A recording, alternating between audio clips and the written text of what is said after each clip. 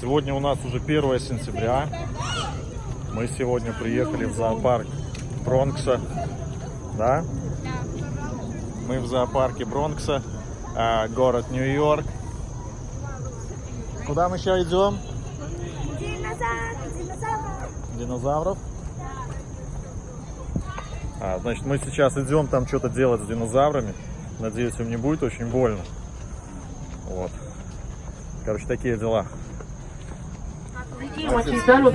На возе. Мы сели на возе. На поле камни собирать. Картошку копать. На поле камни. Короче, нас посадили в прицеп, привязали к машине, джипу. И сейчас нас везут картошку собирать. Ну, следующее видео уже оттуда. The Deinonychus, and they seem to be in pursuit of a Tyrannosaurus just right up ahead. Now, paleontologists believe that smaller dinosaurs found strength in numbers and they used to work together in groups to take down large prey. Now, can we think of any animals that are alive today that do the same thing? Working together in groups to take down large prey? Yes, wolves. Or lions, or African wild dogs. They work together in packs to take down wildebeest. Now, here's a fun fact. These fossils were found right here in the United States. Владик, тебе нравится, сынок? Смотри воду. Там у нас Алина. Тут мой дружбанчик. Мне нравится очень, да. So I wonder what we're going to see next. Мы едем тогда next. Is this a herbivore or a carnivore coming up on the right? A carnivore, right? This is a Majungasaurus, and he's from Madagascar. And on the left side is a family Majungasaurus, and it looks like a lucky day for these scavengers. They found a Rapetosaurus carcass to scavenge. So much like today's Komodo dragons, these guys will take bites at each other while they share the carcass. Now I got good news for the herbivore lovers in the group. It seems like a Rapetosaurus has gotten away from the family of carnivores. This giant leaf-eating sauropod grew up to 50 feet long, and paleontologists are now starting to believe that they did not hold their heads up like this. But they did use their long necks to reach high up in the trees to get leaf seeds. They kind of remind me of a giraffe. What about you?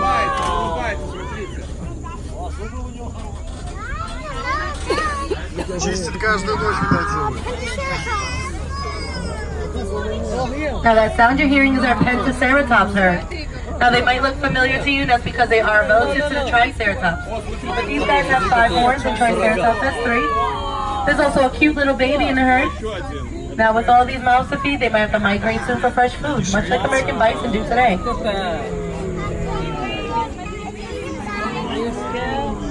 Now just up ahead, do these 3 guys look like the same species of dinosaur to you? Hiding in the bushes on the left side is our Shunosaurus. He grew up to 30 feet long. And on our right is our Datrosaurus. He grew up to around 45 feet long. And just up ahead, the largest of the 3, growing up to 60 feet long, is the Omeisaurus. Now this reminds me of how the gazelle, zebra, and giraffe can all live amongst each other in the African plains, because they can eat plants at different heights and didn't have to compete for food.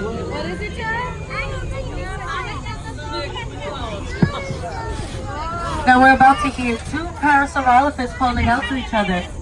Paleontologists believe that they use that crust on their heads to amplify their sound.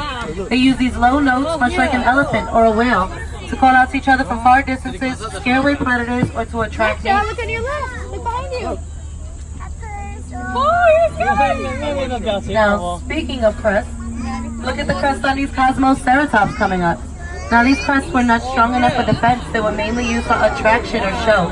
Both males and females had these elaborate crusts, much like some birds we know today, like the hornbill. We're gonna say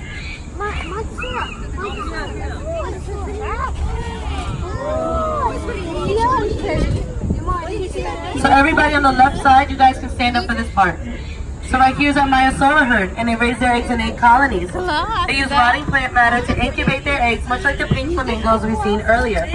Now when the babies hatch from these eggs, they're actually very small and fragile, so they would eat that same rotting plant matter until they were big and strong enough to walk on their own. Now as for these 2 guys next to me, these are our 2 troodons, and they're looking for eggs to scavenge. So you know what that means, right? They're trying to steal those eggs. But lucky for these babies, their parents are on guard, so there'll be no eggs for these troodons anytime soon. So everybody, let's get back in our seats so we can continue the tour. Everybody, go sit down. Now I have a question for you guys. What's your favorite dinosaur? T-Rex. What you gonna see? Batman? Where's T-Rex? I don't see him. Oh, I see him right there, right there, Well, right there. those of you that like the T-Rex, I got a little surprise for you, and it's just around this corner. Or should I say big surprise? Uh-oh, John, what is that? We got two of them, and it looks like a battle of the titans. Two male Tyrannosaurus Rex or T-Rex fighting for dominance, much like male gorillas do today. Now, gorillas don't always get along, we don't always get along, and dinosaurs for sure did not always get along. Now, paleontologists found T-Rex fossils that had teeth marks on heads and faces, suggesting that these guys might have lived together in groups. Males and females also could have took bites at each other during courtship. Now, that's quite the love bite. Now, those T-Rex fossils were found in Mongolia, America, and Canada. And paleontologists are now starting to believe that the T-Rex actually had feathers.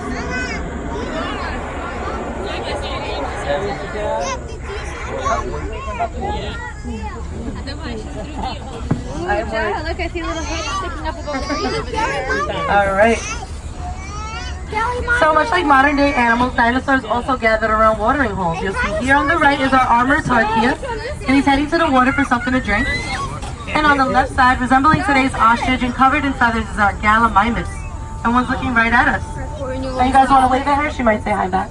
Hey, Gallimimus. There she goes. Now watch out for these tail feathers. And just up ahead, perched on some rocks looking for fish to eat, is our pterosaurs. Now pterosaurs are not dinosaurs, they're actually prehistoric flying reptiles, meaning that they're more closely related to lizards or snakes, and dinosaurs are more closely related to birds. So the pterodactyl is not a dinosaur, it's a pterosaur. Now life around these watering holes is not always harmonious. Fossils can show injuries, and paleontologists found evidence of a violent encounter between an Allosaurus and a Stegosaurus, like you're about to see in this scene. Now the Allosaurus, much like today's tiger, used to use the watering hole to ambush its prey. So who do you think is going to win this battle, the Allosaurus or the Stegosaurus? Yeah, I got my money on the Stegosaurus too. She got armor plates on her back and a couple of spikes at the end of her tail. That Allosaurus is going down. So everybody keep your eyes peeled because danger is also lurked in the waters. Spinosaurus. Yeah? Spinosaurus. The coolest one. The second greatest one of all. Watch out for the Spinosaurus. This guy lives in swamps and rivers, walking along the bottom looking for fish to eat, much like today's crocodile or gharial. Now everybody on the right that can't see, you guys can stand up for this part. Now they weren't the heaviest meat-eating dinosaur, but they were the longest. They grew up to almost 60 feet from snout to tail. They were also semi-aquatic, meaning that they can walk on land as well as live in water. So we're pretty lucky he's gonna let us just roll on by. So everybody, let's get back in our seats and get out of here before he changes his mind. So what do we think of the secret lives of ancient dinosaurs, everyone? Pretty cool, right? They're a lot more like modern day animals than we previously thought. Well, Dr. Leakey, we have made it back.